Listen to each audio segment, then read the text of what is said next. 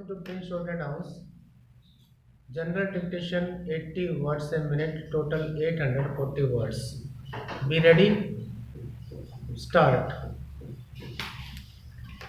It also gives me great pleasure that on the occasion of this conference, we have among us the Director General of UNESCO and the Chairman and the member of the Executive Board. Their participation will enable them to appreciate the problems and aspirations of a region where more than half of mankind lives. It will also give the new Director General a deeper insight into the tasks which await the organization of this part of the world. The proposal to set up national commissions in member states is to be commended for many reasons. This has resulted in the establishment of a permanent agency for the working out of UNESCO's ideas at many levels. While the membership of UNESCO is confined only to states, it is obvious that its work must be carried out among the people. The National Commission, with its close association with various non-official agencies, provides a platform to disseminate UNESCO's programs in many ways. One may, in fact, say that UNESCO's work is delegated to these national commissions. To my mind, the main purpose of setting up the national commissions was, on the one hand, to make UNESCO conscious of the people's needs, and on the other, to make the people conscious of UNESCO's functions and purposes.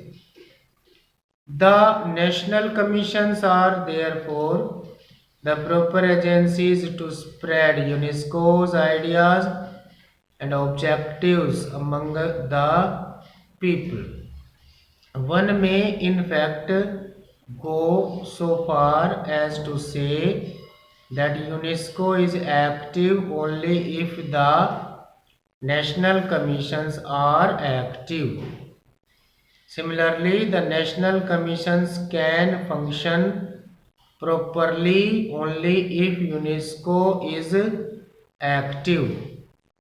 If we keep this test before us, we have to admit that the national commissions have not always been as effective as we would wish them to be. I'm not referring to the United States or some of the European countries, for I have no direct knowledge of the activities of the national commissions in these areas. So far as the Eastern countries are concerned, by and large, they have not yet fulfilled what we expected to them. The commissions have been set up, offices opened, and staff employed, but they have not yet made their influence felt in their own countries, nor have they reflected adequately their points of view in framing UNESCO's general program.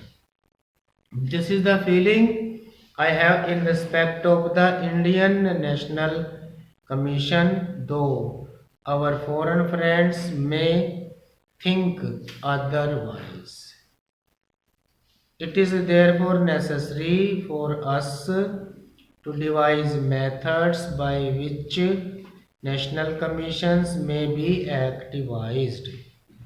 Apart from the desire to have representatives of neighboring countries among us, this is one of the main reasons why we have invited fraternal delegates from sister nations. It is our purpose and hope that their association may create an opportunity where representatives of the Asian and African national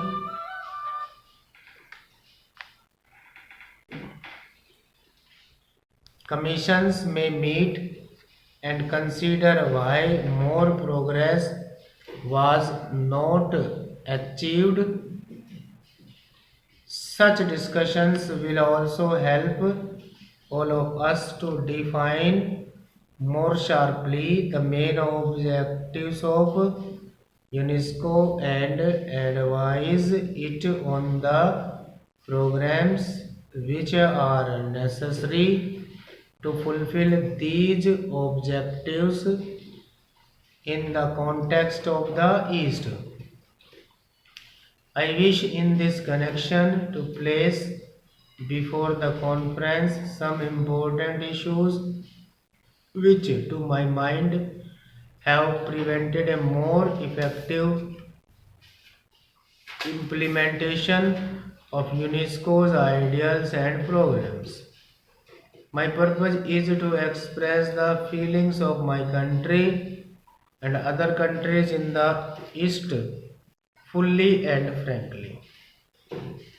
There is no suggestion of complaint in what I am going to say.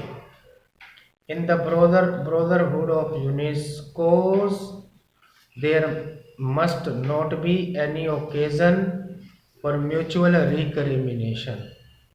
It is, however, necessary that we understand one another clearly and fully, for without such understanding, we cannot cooperate in the achievement of our common goal. The first thing I want to say is that there is a feeling throughout the East that the UN and its specialized agencies have not yet given to the East the attention which it can rightfully claim. The Eastern nations feel that while in theory they are recognized as equal partners in the United Nations, the practice does not always conform to the theory. They feel that the central offices of the UN and allied agencies do not fully understand their problems and needs. So long as there is this feeling, it will be difficult to create wholehearted enthusiasm for the UN and UNESCO in these regions. One of the reasons for such a feeling in the East is its recollections of the attitude which developed in the West in the 18th century. Two things happened simultaneously in that period. On the one hand, the eastern countries reached the lowest depth of depreciation, and on the other, a new impulse to progress and advancement swept throughout Europe and America.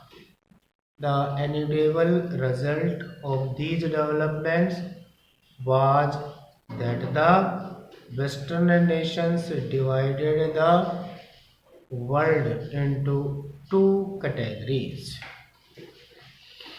There was on one side the free and superior world of the Western peoples, and on the other the world of inferior and subject nations in Asia and Africa of the world. Stop.